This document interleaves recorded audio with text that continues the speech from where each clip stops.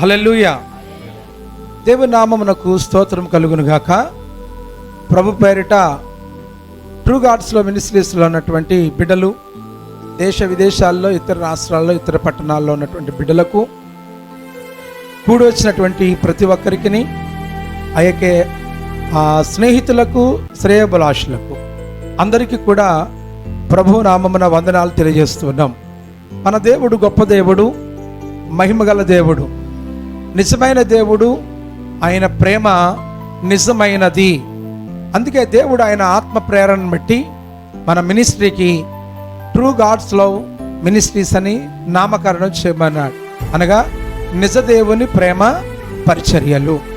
ఈ నిజదేవుని ప్రేమ పరిచర్యల్లో దేవుడు మరి కాకినాడ జిల్లాలో ఉన్నటువంటి మన ట్రూ గాడ్స్ లవ్ మినిస్ట్రీస్ సేవా పరిచర్యల్లో వీరు సభ్యులై ఉన్నారు, మరి పాలిభాగస్తులై ఉన్నారు.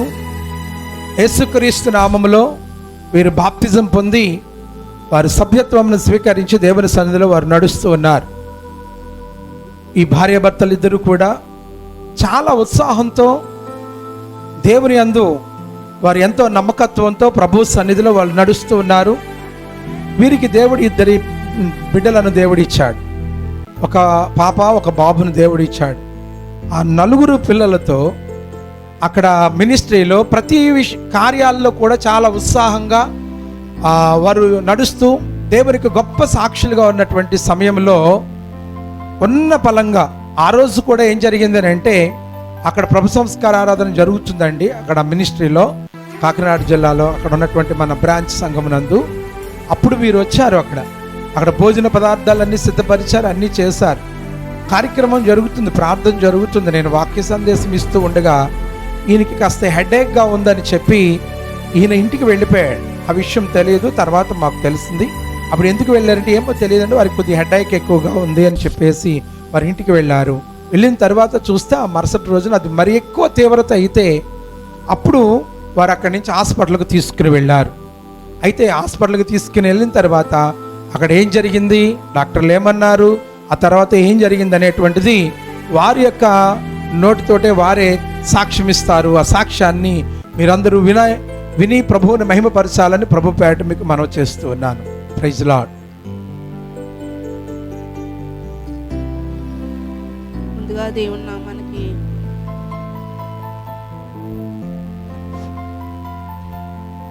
అయ్యగారికి, అమ్మగారికి ప్రత్యేకమైన వందనాలండి, దైవజనులకి. అలాగే మరి మా ప్రాంతంలో కాకినాడ పట్టణంలో చేస్తున్న సేవకులు చిన్నయ్య గారికి, మరి పాస్టర్ గారికి కూడా మా ప్రత్యేకమైన వందనాలండి. ఇక్కడ రావడానికి కూడా దేవుని కృపే. దేవుని కృప ఏంది, అసలు ఇక్కడికి రాలేమండి. అదే చేతంటే ఇది మరి చాలా గొప్ప సాక్ష్యం. దేవుడు ముందుగా నన్ను రక్షించుకున్నాడు. ఆయన సొంత బిడ్డగా అంగీకరించుకున్నాడు. పెళ్ళికి ముందే నేను బాప్తిసం తీసుకున్నానండి. బాప్తిసం తీసుకున్నా, ఈయన బాప్తిసం తీసుకోలేదు. దేవుడి దయ వల్ల ఏదేమైనా మంచి వ్యక్తి, మంచోడు అన్నీ చేశారు. నేను చర్చికి వెళ్ళేదాన్ని, ఉపవాసం ఉండి ప్రార్థన చేసేదాన్ని. మాది చాలా పక్క పల్లెటూరు అండి, మీకన్నా బాగా పల్లెటూరు. అక్కడ కొన్ని సంవత్సరాలు, ఒక 2 సంవత్సరాలు ఉన్నాం మ్యారేజ్ అయ్యాక. తర్వాత కాకినాడ పట్టణానికి వచ్చేసాము. వచ్చేసిన కాంచి పెంతుకొచ్చి సంఘానికి వెళ్ళేదాన్ని. వెళ్తా ఇది ఇంకా సరిపోతలేదు. సరే, దేవుని చిత్తం ఏమైందో సంఘానికి వెళ్ళిపోను. పరిచయం ద్వారా సంఘస్థులు కూడా పరిచయం. అక్కడ నాకు మరి దేవుడు ఇచ్చాడు 2-3 స్నేహితురాలు భారతి. నాకు మేము ఒక సెంటర్లో అలా పరిచయం అయ్యాము. రవణ్య, భారతి మమ్మల్ని ఎంతగానో మరి ప్రేమతో ఆహ్వానించి చాలా భక్తిగా ఇలా ఉండాలని వీళ్ళని చూసి మేము భక్తి నేర్చుకున్నామండి. అలా కొన్ని సంఘానికి వెళ్ళాము కొంతకాలం. తర్వాత దైవజనులు మరి ఈ ప్రాంతం నుంచి, పల్లంకూరు నుంచి కాకినాడ పట్టణానికి మరి ఆగస్టు 28వ తారీఖున వచ్చారు. అక్కడికి వచ్చాక 2 వారాలు నేను సంఘానికి పిలిస్తే వెళ్ళాను. భారతీయ పిలిచింది, వెళ్ళాను. వెళ్ళాక ఫస్ట్ బలారాధనకి పెద్దయ్య గారు వచ్చారు. వచ్చి వాక్యం చెప్పుచుండగా దేవుడి యందు నమ్మకం ఉంచి ఏది ఏమైనా దేవుని యందు నమ్మకం ఉంచి ప్రార్థన చేస్తే దేవుడు ఖచ్చితంగా ఇచ్చే దేవుడు.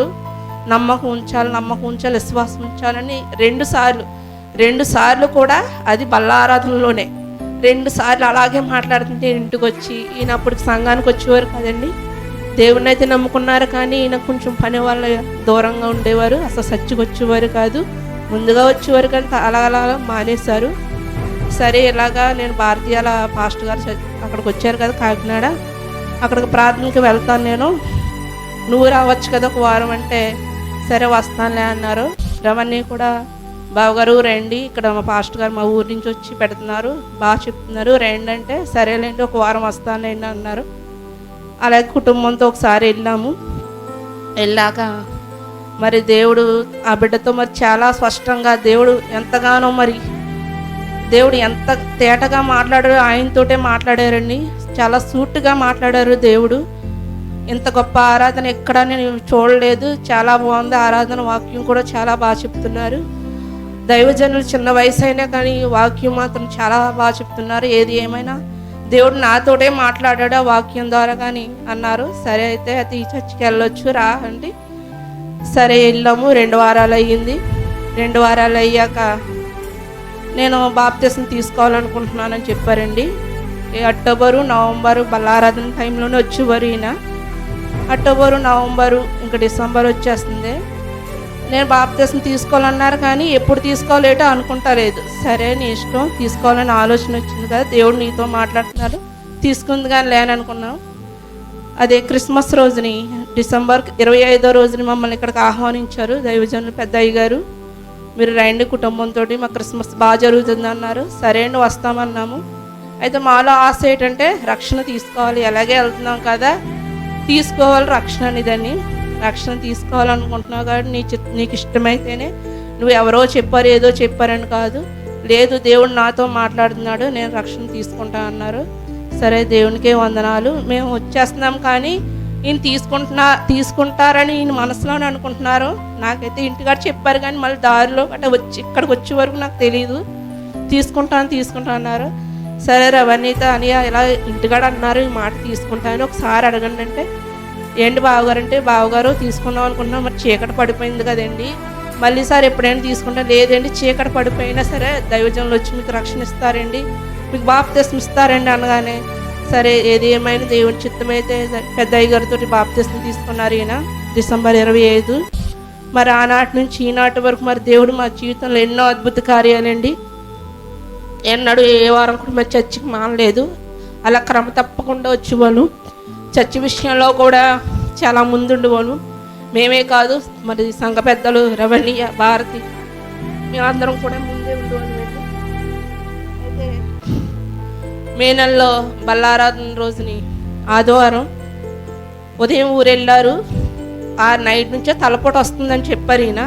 అంతకుముందు 2 సార్లు వచ్చింది హెడేక్, ఏదో మెడిసిన్ వేసుకుని తగ్గిపోయింది కదా అని వర్క్కి వెళ్ళిపోయేవారు. ఆ రోజు వచ్చిన తలపోటు మే నెల మరి 3వ ఆదివారం బల్లారాధన రోజుని ఉదయం ఊరెళ్ళారు, సాయంకాలం బల్లారాధన 2 గంటలకే బయలుదేరి వచ్చేసారు మా అత్తోరింటికి వెళ్ళి. వచ్చాక తలపోటు వస్తుంది అన్నారు కానీ అంత ఎక్కువ లేదు, బాగానే ఉంది, తక్కువగానే ఉందిలే అని వెళ్ళారు. అక్కడ కార్యక్రమం చూడవలసినవి వంటల కార్యక్రమం అన్నీ అక్కడ చేయవలసిన సంఘంలో పరిచయం అంతా బాగానే చేశారు. 6:30 ఆ టైంకి ఇంకా ఎక్కువ అయిపోతుంది హెడేక్. ఏంటి ఇంత విపరీతంగా ఉంది తలపోటు అంటున్నారు కదా అని నాకు భయం వేసింది. అలా మనసులోనే ఆందోళన పడుతున్నాను. దేవుడా ఏంటి తలపోటు అంటున్నారు, ఇదేం తగ్గుతా లేదు అని అనుకుని మనసులోనే ఏదో అయినా ఈయన ఉన్నా అదొకలా ఉండేది, ఈయన లేకపోవడంతో నాకు కొంచెం భయం వేసింది. తలపోటు వచ్చేస్తుంది అంటున్నారు కదా, అయితే రవణి వాళ్ళ ఇంటి దగ్గరికి వెళ్ళి పడుకోండి, నేను ప్రార్థన అయ్యాక అప్పుడు వచ్చి అందరూ ఒకసారి వెళ్ళిపోవచ్చు పిల్లలు మనమని, నువ్వు ఒక్కడు ఇంటికి వెళ్ళొద్దు రవణి వాళ్ళ ఇంటి దగ్గర పడుకోండి అన్నాం. రవణి వాళ్ళ ఇంటి దగ్గరికి ఈయనే ఒక్కరే వెళ్ళి బండి మీద వెళ్ళి తాళం తీసుకుని పడుకొని లోన గెడ కూడా పెట్టేసుకున్నారండి ఈయన. చాలా విపరీతమైన నొప్పి వచ్చింది. మరి ఆ నొప్పి ఎలా వర్ణించాలో నాకైతే తెలియలేదు. చాలా విపరీతం, ఎంతకంటే అంత బాధ భరించాడు. అట్టి సమయంలో మరి ఆ సమయంలో కాలు చెయ్య ఏమన్నా లాగితే కనుక అతనంతటికి అతను లెగలేడు. మేము తలుపు ఒకవేళ కొట్టినా తీసిపోలేరు, లోన ఈయన ఒక్కడే ఉన్నారు, ఎవ్వరు లేరు. కానీ దేవుడు ఏమి బాగా తలపోటుతో అలాగే పడుకుని లేచి మేము వెళ్ళి 1:12 అయింది. తలుపు కొట్టగానే తీశారు. తలపొడి తగ్గలేదంటే తగ్గలేదు, ఇలాగే ఉంది అన్నారు. సరే అయితే అది ఇంటికి వెళ్ళిపోవచ్చు అంటే రవ్వని నేను తీసుకెళ్తానమ్మన్నారు. లేదని వెళ్ళిపోతాంలే మేము బండి మీద అన్నాం. బండి ఎక్కాం కానీ నాకు చాలా భయం వేసింది. బండి ఊగిపోయేది. పిల్లలిద్దరూ మేము నలుగురు. బండి ఊగిపోయేది. నాకు ధైర్యంగా ఉండి నేను చాలా ధైర్యంగా ఉంటానండి. దేనికి భయపడను. అలాగే చాలా ధైర్యంగా సరే ఏమవద్దు జాయిగా పోనేని ఇంటికి వచ్చేసాం కానీ తగ్గలేదు తలనొప్పి. సోమవారం నాడు ఇంకా ఎక్కువైపోయింది. సోమవారం నాడు రవణ్యకి ఫోన్ చేసి ఇలాగ తగ్గలేదన్నయ్య మరి ఏంటి హాస్పిటల్ తీసుకెళ్ళొచ్చంటే సోమవారం ఉదయం అయ్యింది. సోమవారం ఉదయం బాగా ఎక్కువ వచ్చింది. మంగళవారం ఉదయం మరి అయ్యగారు వచ్చారండి, సామేల్ రాజు గారు పాస్టర్ గారు వచ్చి ఏంటి తగ్గలేదా బావగారు అంటే తగ్గలేదండి ఇలా ఉందండి అంటే నిజంగా ఆ రోజు మా దగ్గర ఒక్క రూపాయి కూడా లేదండి. మరి దైవజనులు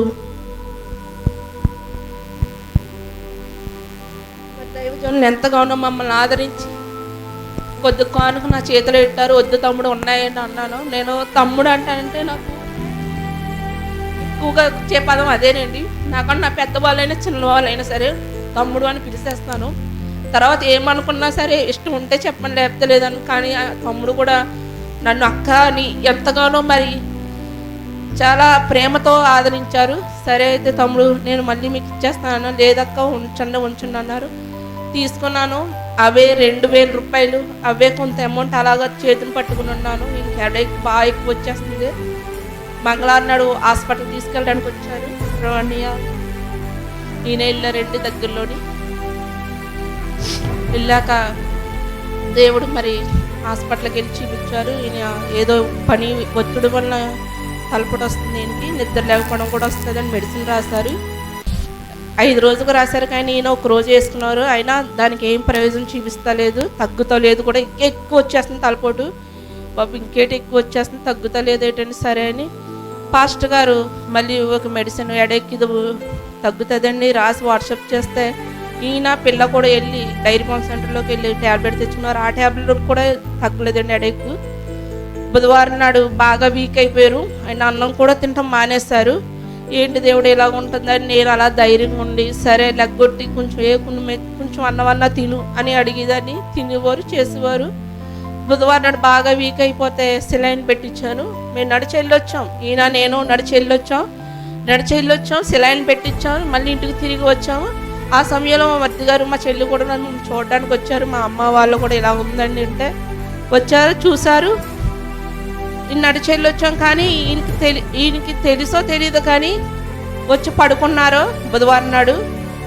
బుధవారం సాయంత్రం బాగా విపరీతంగా వచ్చింది. ఇంకా తెల్లవారు పడుకోలేదు. అలాగే నొప్పి అంటూ ఉన్నారు కానీ నిద్ర పట్టలేదు. ఈయనకి తెలిస్తే లేదేమోండి అది బ్రెయిన్ మరి దానికి సంబంధించింది ఈయన చెప్తలేదు, నాకు అర్థమవుతలేదు. తలపోటే అనుకుని నేను అలాగున్నాను.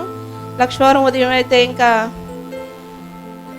లేచారు, బ్రష్ చేశారు, టిఫిన్ చేశారు, మళ్ళీ వాష్రూమ్ కొని వెళ్ళారు. వాష్రూమ్లో పడిపోయారు. ఇదేంటి ఇప్పుడే కదా లేచి వెళ్ళారు, మళ్ళీ వాష్రూమ్లో పడిపోయారు. నన్ను కాకేస్తారు. ఇద్దరు పడిపోయారు బాబా. నేను లెగ్గగానే వెళ్ళి తీసుకుని వచ్చి మంచం మీద వేసాం. మంచం మీద వేసి కాలు చెయ్య కొంచెం సిమ్టమ్స్ అవి లాగేసేయండి. చాలా భయం వేసింది. ఏంటి దేవుడే ఎలాగుంది అని ఎంతగానో భయం వేస్తుంది. సరే ఏది ఏమైనా మళ్ళీ కళ్ళ డాక్టర్ గారి దగ్గరికి వెళ్ళాక ఆయన కూడా ఎంఆర్ఐ స్కానింగ్ తీసుకుని వచ్చామన్నారండి. ఎడేక తగ్గకపోతే కనుక స్కానింగ్ తీసుకుని రండి, తగ్గితే సరే, తగ్గకపోతే కనుక స్కానింగ్ తీసుకురమ్మంటే లక్ష్మణ్ ఇంక ఇలా జరగగానే నాకు భయం వేసి స్కానింగ్ తీసుకుని వెళ్ళి మాస్టర్ గారు కూడా వచ్చారండి మాతోటి. స్కానింగ్కి వెళ్ళాము. ముందుసారి బాగానే వెళ్ళాము, స్కానింగ్ తీశారు.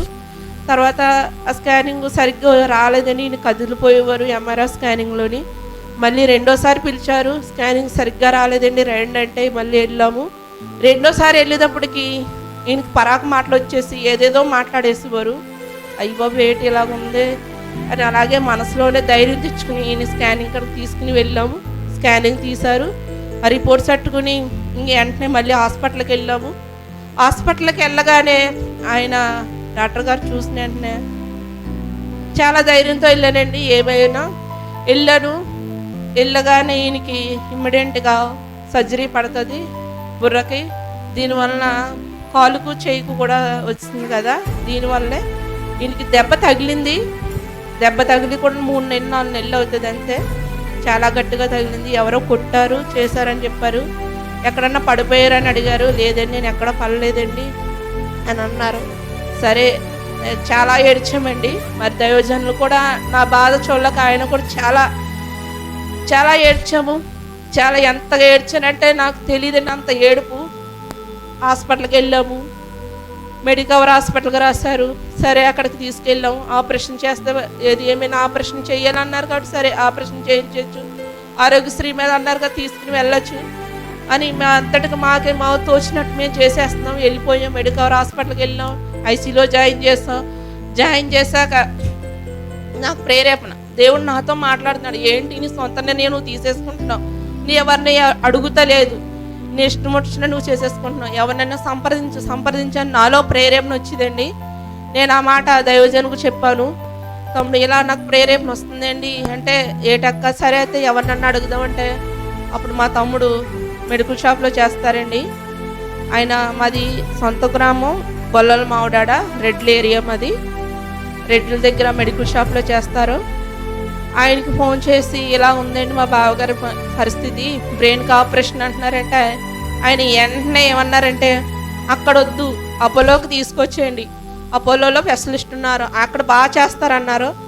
ఆయన ఒక్క మాట తీసుకుని ఇంకా అపోలోకి వచ్చేసామండి. వెంటనే ఈయన తీసుకుని అపోలోకి తీసుకెళ్ళి ఎమర్జెన్సీ వార్డులో జాయిన్ చేసాం. జాయిన్ చేశాక రిపోర్ట్స్ అన్నీ చూశాక 6 లక్షలు కట్టమన్నారు. 6 లక్షలు కట్టమన్నారు అన్న చెప్పగానే ఇంకా నాకు బుర్ర పని చేయలేదండి. కానీ అలాగ ధైర్యంగానే ఉన్నాను, ఏడుస్తూనే ఉన్నాను, అలా ధైర్యంగానే ఉన్నాను. 6 లక్షలు కట్టమంటున్నారు, నేను ఎక్కడి నుంచి తేగలను తండ్రి అని అలాగే ఉన్నాను. దైవజనులు కూడా ఇంకా మాటకు మాకు సౌండ్ లేదండి. మా వెనకాల ఏమీ ఆస్తులు లేవు, అంతస్తులు లేవు, మా ఆస్తి అంతా దేవుడే. మరి దేవుడు ఎంత గొప్ప కార్యం అంటే నిజంగా అన్యునుల నోటంట వచ్చిన మాట అండి ఇది. మీ దేవుడే మిమ్మల్ని రక్షించుకున్నాడండి, మిమ్మల్ని కాపాడాడు మీ దేవుడు చాలా గొప్పవాడేంటి అని అన్నారు. సరే ఏమైనా 6 లక్షలు అంటున్నారని అలాగే ఉన్నాం. మళ్ళీ రెడ్డి గారికి ఫోన్ చేసాం. 6 లక్షలు అడుగుతున్నారు ఏంటంటే మీరు ఏం కంగారు పడకండి అక్కడే ఉండండి నేను మాట్లాడతానని ఆయన మరి ట్రస్ట్ హాస్పిటల్లో డాక్టర్ గారితో ఇక్కడ అపోలో ఆపరేషన్ చేసే డాక్టర్ గారితో మాట్లాడారు. వాళ్ళు ఏం మాట్లాడుకున్నారో నాకైతే తెలియదండి. మాట్లాడుకుని వచ్చాక ఈ బ్రెయిన్ సర్జరీ చేయడానికి వచ్చిన డాక్టర్ గారు మరి నా కూర్చోబెట్టారు. ఎవరు ఏమవుతారు వాళ్ళ మిస్సెస్ ఏదంటే కూర్చోబెట్టారు. ఆయన డాక్టర్ గారు ఎదురుగా కూర్చున్నాక మరి అడిగారు ఏమైందమ్మా ఏటి ఎలా జరిగిందంటే ఇలా ముందు ఇలా అన్నీ జరిగాయండి, ఇలా బాత్రూంలో పడిపోయారు ఇలా అయిందండి అంటే సరే అయితేనే మీకు ట్రస్ట్లో డాక్టర్ గారు ఎలా తెలుసు, మీకు ఇంత రికమెండేషన్ ద్వారా వచ్చారు, మీకు ఎంతమంది ఎలా తెలుసు ఏంటని అడుగుతున్నారు. కానీ ఏమీ అడుగుతలేదు. అమౌంట్ ఇవ్వండి, ఇంత అమౌంట్ అయితే చేస్తాను అని అడుగుతలేదు. ఎలా తెలుసు ఏంటని అడుగుతున్నారు. నాకు ఏం మాట్లాడాలనిపిస్తలేదు, ఏం చెప్పాలో ఏం తెలియలేదు. తెలుసు అంటున్నాను కానీ నాకేం అర్థమవుతలేదు. ఏటీని ఎలా అడుగుతున్నారు, నాకు ఎలా తెలుసు, వాళ్ళు ఎలా తెలుసు, వీళ్ళు ఎలా తెలుస్తారు అంటున్నారు. నాకు ఎవరో తెలియదు కదా దేవుడా అని అలా సైలెంట్గా ఉన్నాను. బయటకు వచ్చేసాను. రేపు ఉదయం ఆపరేషన్ చేసేస్తామని అన్నారు. అమౌంట్ విషయం కూడా అక్కడ ఏం చెప్పలేదండి. రేపు ఉదయం ఆపరేషన్ చేసేస్తానగానే నాకు కొంచెం ధైర్యం వచ్చి అప్పటి వరకు చాలా ఏడ్చాను. ఎంతగా ఏడ్చానంటే నా బాధ మరి దైవజనులు చూడలేకపోయేవారు. ఆయన కూడా చాలా బాధపడ్డారండి. సంఘానికి కూడా మరి ఎంతగానో మరి మా కోసం ప్రార్థన చేశారు. సరే ఆపరేషన్ చేసేస్తా అన్నారు కదండి. బయటకు వచ్చాక ఆరోగ్యశ్రీ అయితే లేదు, ఈ ఆపరేషన్కి అమౌంట్ కట్టమంటున్నారు. ఒకవేళ చేయకముందు ఏమైనా అమౌంట్ అడుగుతారో ఏంటని నా మనసులో చాలా భయం వేస్తుంది. 6 లక్షలు అంటున్నారు, బాబు ఎంత కట్టాలో ఏంటని. దేవుడా నువ్వే ఉన్నావని అలా భయంతో అలా వచ్చి తర్వాత మళ్ళీ మా తమ్ముడు వాళ్ళ ఓనర్ గారు ఫోన్ చేసి మీరేం కంగారు పడకండి, ఆరోగ్యశ్రీ కార్డులన్నీ మీ దగ్గర పెట్టుకోండి, ముందుగా ఒక 50,000 కట్టాలి అక్కడ అన్నారు. 50,000 అని ఆలోచించాను. సరే ఆ 50,000 అక్కడ కట్టేస్తాను నేనని మనసులో అనుకుని మళ్ళీ ఆయనతో మాట్లాడాను. సార్ 50,000 కట్టేయమంటున్నారు, అక్కడ కట్టేస్తాను, ఇదేం తీసుకొచ్చిన హాస్పిటల్ చాలా పెద్ద హాస్పిటల్, అపోలో హాస్పిటల్. చేసిన కానించి మళ్ళీ ఇంకో 60-70 ఇమ్మంటారేమో. నేను ఎక్కడ తెచ్చి నుంచి ఇవ్వనండి, నేను ఇవ్వలేనంటే ఆయన ఒక్క మాట అండి. మరి దేవుడు ఆ బిడ్డ మరి ఆ అన్యుడితో మరి ఆ రెడ్డి గారితో ఏమని మాట్లాడారో నాకైతే తెలియదు, కానీ దేవుడే మరి స్వయంగా మాట్లాడి నేనున్నా, నువ్వు భయపడకు అన్న మాట మరి దేవుడు నాకు ఎంతో ధైర్యాన్ని ఇచ్చాడండి. దేవునికే వందనాలు. మరి అటు ధైర్యాన్ని నాకు ఎంతగానో చాలా నేను ఇంకా మర్చిపోలేనన్న మాట. నేనున్నా, నువ్వు భయపడకు, నేను ఎంత కట్టమనో అంతే కట్టు, ఒక 50,000 కట్టేసి మీ దగ్గర ఆరోగ్యశ్రీ కార్డు అవన్నీ దగ్గర పెట్టుకోండి నేనున్నాను అన్నారు. సరే నీ 50,000 కట్టేసాం.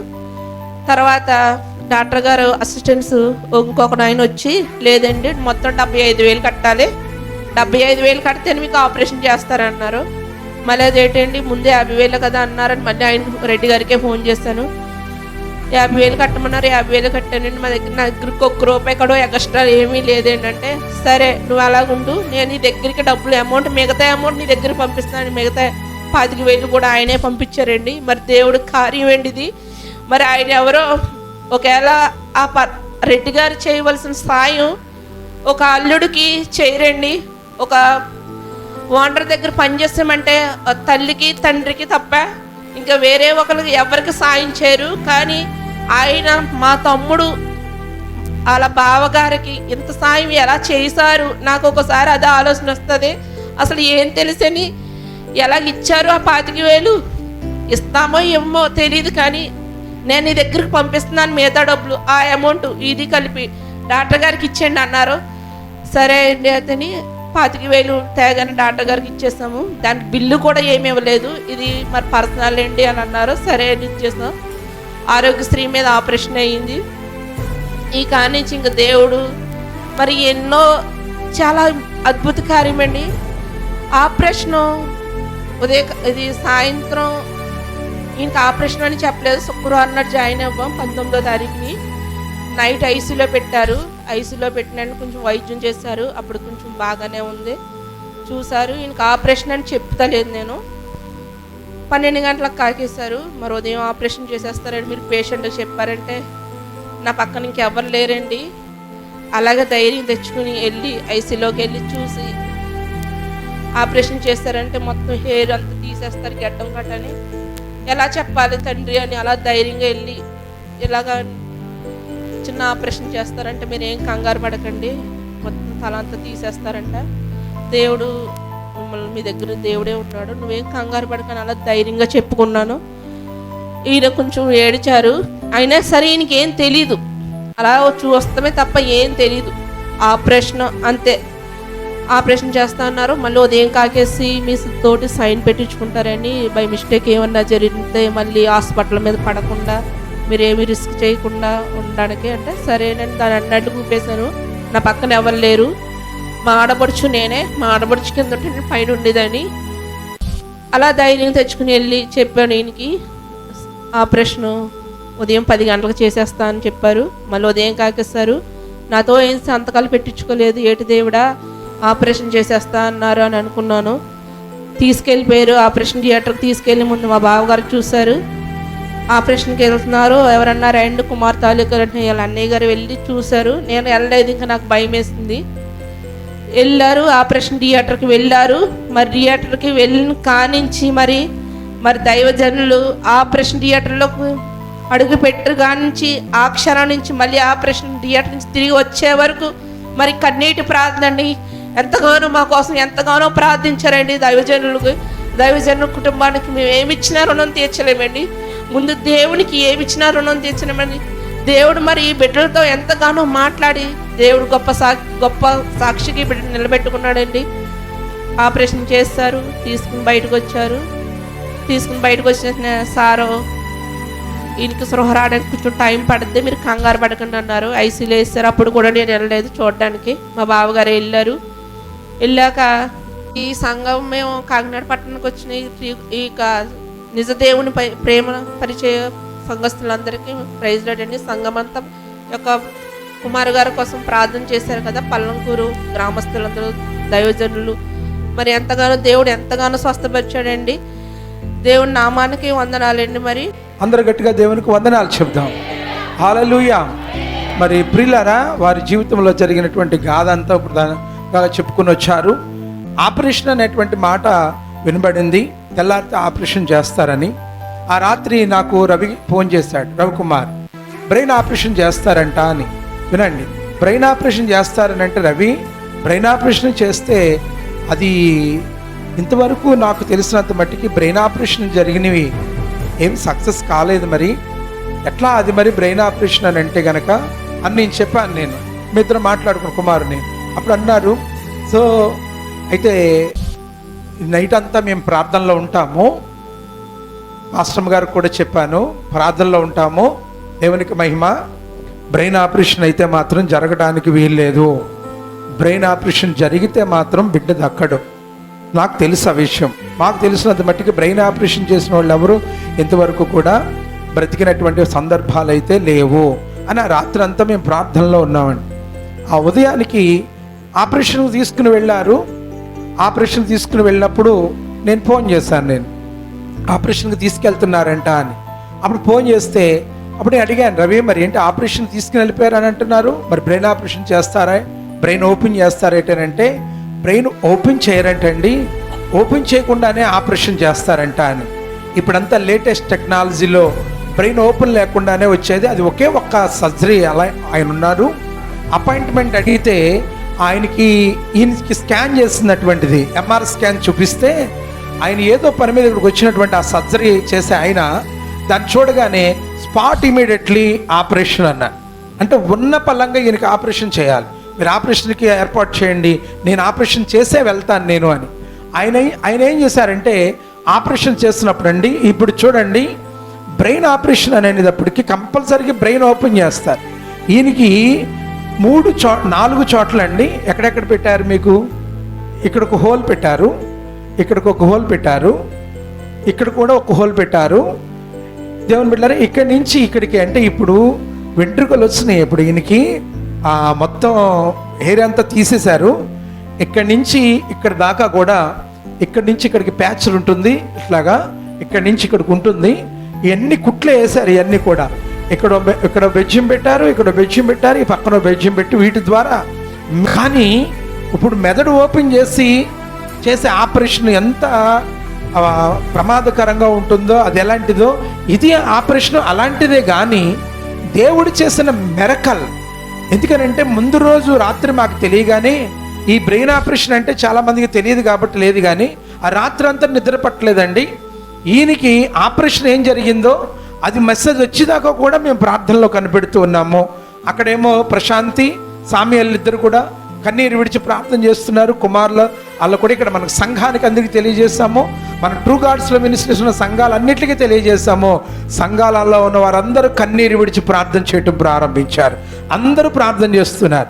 ఆ ప్రార్థన ప్రతిఫలం ఎలాంటిది అని అంటే కనుక, ఆపరేషన్ అంటే బ్రెయిన్ ఓపెన్ చేయకుండానే ఈయనకి ఆపరేషన్ జరిగిందండి.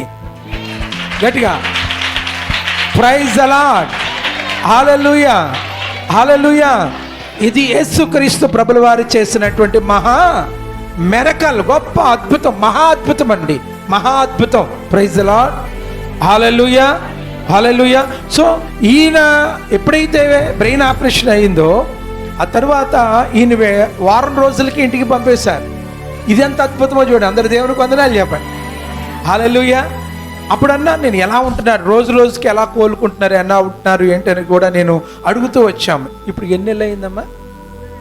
ఇది 3వ నెల వచ్చిందంట. ఒకసారి చప్పలు కూడా దేవుని మహిమపరచండి. బ్రెయిన్ ఆపరేషన్ అయినటువంటి వారు ఇంతవరకు అంత స్పీడ్గా కోలుకున్నవారు కానీ, అంత స్పీడ్ వెంటనే వారం రోజులకే ఆయన ఇంటికి వచ్చాడు. వారం రోజులకే దేవుని బిడ్డలారా ఆయన తిరగటం ప్రారంభించాడు. ఆయనే ఆ తర్వాత ఈయన టెస్ట్ చేస్తే ఆపరేషన్ ఆయన వెంటనే వెళ్ళి టెస్ట్ చేశారట. కొంతమందిని లోపలికి పంపించి గుర్తుపడతారా లేదా, అసలు బ్రెయిన్ పనిచేస్తుందా లేదంటే, వెంటనే ఆపరేషన్ అయిన వెంటనే దేవుని బిడ్డలారా రవిని అడిగితే, నేను ఎవరినైనా అడిగితే మీరు రవికుమార్ కదా అని చెప్పేసి గుర్తుపట్టడము అంతా కూడా ఓకే. Praise the lord. ఇది ఎంత గొప్ప అద్భుతం అంటే మహా అద్భుతం. మన ట్రూ గాడ్స్లో మినిస్ట్రీస్ తరపున నజరుడైన యేసయ్య చేసినటువంటి గొప్ప అద్భుతం. ఈ అద్భుతం ఎవరు చేశారు? ఎవరు మీకు ప్రాణభిక్ష పెట్టి ఈ ఆపరేషన్ సక్సెస్ చేశారు? దేవుడే. నేను నమ్ముకున్న నా దేవుడు యేసయ్య. నజరేడని యేసయ్య. అవును అవును రైట్. ఏసై అండి. అంటే భర్త బతుకుతాడు, ఇలా బ్రెయిన్ ఆపరేషన్ అన్నారు, ఓపెన్ చేస్తారు ఆపరేషన్ అన్నప్పుడు ఏమైనా హోప్స్ ఏమైనా కనబడ్డాయా మీకు? ఆపరేషన్ అనగానే నాకు భయం వేసింది. ఏది ఏమైనా దేవుని చిత్తం అనుకుని అలా మనసులోనే ప్రార్థన. ఓకే, అంత దేవుని మీదే మీరు విశ్వాసం ఉంచారు. మీరు ఒక పక్కన వీరికి చెప్పినటువంటిది ఏమండి, ట్రూ గాడ్స్లో మినిస్ట్రీస్లో ఎలీషా గారి చేతిలో రక్షణ పొందినటువంటి వారు ఇంతవరకు వారికి జరిగినటువంటి హాని అంటే ఏమీ లేదని కూడా మన రవికుమార్ భారతులు కూడా ధైర్యం చెప్పినటువంటి సందర్భాలు ఇవి. Praise the lord. అయితే ఏంటి ఇలాగా అంటే రక్షణ పొందిన తర్వాత కూడా ఇట్లాంటివి జరగడం ఏంటంటే ఇది రక్షణ పొందినది జరిగింది కాదండి. ఈయన చేసే వర్కుల్లో గతంలో ఎప్పుడు ఈయన పడిపోయాడు. ఈయన అలా పడిపోయినప్పుడు బ్రెయిన్కి దెబ్బ తగిలింది. ఈయనకి బ్రెయిన్కి దెబ్బ తగిలింది అనేటువంటి సంగతి కూడా ఈయనకి తెలియదు. ఎంఆర్ స్కాన్లో అది తెలిసి అప్పుడు ఆపరేషన్కి సిద్ధపరిచారు. స్తోత్రం. కానీ ఎంఆర్ స్కాన్ అయిన తర్వాత కూడా దేవుడు అద్భుతమైనటువంటి రిజల్ట్ ఇచ్చాడు. చప్పట్లు కూడా దేవుని మహిమపరిచాడు. అందులో దొరికింది ఈయనకున్నటువంటి కంప్లైంట్ ఏంటో. అందుకనే ఆపరేషన్. ఆ ఆపరేషన్లో బ్రెయిన్, దేవుని బిడ్డలారా, మొత్తం బ్రెయిన్ ఆపరేషన్ అయిన తర్వాత సజీవ సాక్షిగా నిలబడినటువంటి ఈయనను బట్టి మనం నజరేయుడైన యేసయ్యను మనం గట్టిగా స్తుతిస్తాం. Hallelujah, hallelujah, hallelujah. Praise the lord, praise the lord. బలో క్రీస్తు మహారాజుకి. స్వస్థపరిచిన యేసయ్యకు, సజీవ సాక్షులుగా వీళ్ళని నిలబెట్టిన యేసయ్యకు, బలో క్రీస్తు మహారాజుకి, బలో క్రీస్తు మహారాజుకి. హల్లెలూయా. తీర్మానము, మేము మా బిడ్డలము, మా భార్య భర్తలిద్దరము ఆరోగ్యంగా క్షేమంగా ఉన్నంత వరకు కూడా ఇదే మినిస్ట్రీలో దేవునిలో నమ్మకత్వముగా కడవరకు ఉంటామని తీర్మానం చేసుకున్నారా? తీర్మానం చేసుకున్నాను. మీరు మాకు అక్కడ మూల స్తంభాలండి వీళ్ళిద్దరు కూడా. అమ్మాయి పేరు భారతే, ఆమె భారతే. దేవుని బిళ్ళరా, 2 భారతలు, 2 భారతలను దేవుడు ఇచ్చాడు. ఇప్పుడు రవికుమారు, ఈ కుమార్ గారు, ఈయన పేరు కుమార్ గారి. వీరిని దేవుని బిళ్ళరా ఆ ట్రూ గాడ్స్లో మినిస్ట్రీస్లో మన ఆ సామ్యుయేల్ ప్రశాంతులు, వీళ్ళు మన దేవుడు గొప్పవాడు, మన యేసయ్య గొప్పవాడు. ప్రైజ్ ది లార్డ్, హల్లెలూయా. దేవుడు గొప్ప దేవుడు, గొప్ప కార్యములు చేస్తాడంటే దేవుని బిడ్డ బ్రెయిన్ ఆపరేషన్ విషయంలో దేవుని బిడ్డ 6 లక్షలు స్పాట్లో పెట్టమంటే కూడా ఆ పరిస్థితి లేదు వీళ్ళకి. కానీ సక్సెస్ చేసి ఈ రోజున మన మినిస్ట్రీలో సజీవ సాక్షిగా దేవుడు వీళ్ళు నిలబెట్టుకున్నాడు. దేవుడు వీరిని, వీరి కుటుంబాలని దీవించునుగాక. ఇక్కడ వారు కాకినాడ జిల్లాలో చేస్తున్న వీరి పరిచర్యను కూడా దేవుడు దీవించునుగాక. ప్రార్థన చేద్దాం. పరిశుద్ధడానికి వందనములు, స్తోత్రములు తండ్రి. అక్కడ కాకినాడ జిల్లాలో ట్రూ గాడ్స్లో మినిస్ట్రీస్ తరపున ఇదిగో సామ్యుయేల్ ప్రశాంతులు అక్కడ చేస్తున్న సేవా పరిచర్యల కొరకు నీకు వందనాలు. వారి పరిచర్యలో నూతన ఆత్మలుగా నాయన కుమార్ గారిని, భారతుల గారిని అనుగ్రహించాం. వారికి ఇచ్చిన ఆత్మరక్షణ ఎంతో విలువైనది. ఆ రక్షణ భాగ్యమును బట్టి నీ సిలువ రక్తము ద్వారా బిడ్డలను కడుక్కున్నావు గనక వారి మీద దుష్టుడు ఏలుబడి చేసి భయంకరమైన బ్రెయిన్ ఆపరేషన్ కార్యములో కూడా నువ్వు అద్భుతం చేసి మీ కుమారులను ప్రభు అద్భుతమైనటువంటి స్వస్థతనిచ్చి దైవాత్మ, దైవశక్తి, దైవబలముతో నింపినందుకు వందనాలు. బిడ్డలు ఇరువురిని కూడా దీవించండి. వారికి ఇచ్చిన సంతానము దీవించి నీ సేవలో అలుపెలగక బహుబలముగా వాడుకుని మహిమ, ఘనత, ప్రభావాలు పొందమని యేసు నామమున వేడుకొని ప్రార్థిస్తున్నాము తండ్రి. ఆమేన్. Praise the lord.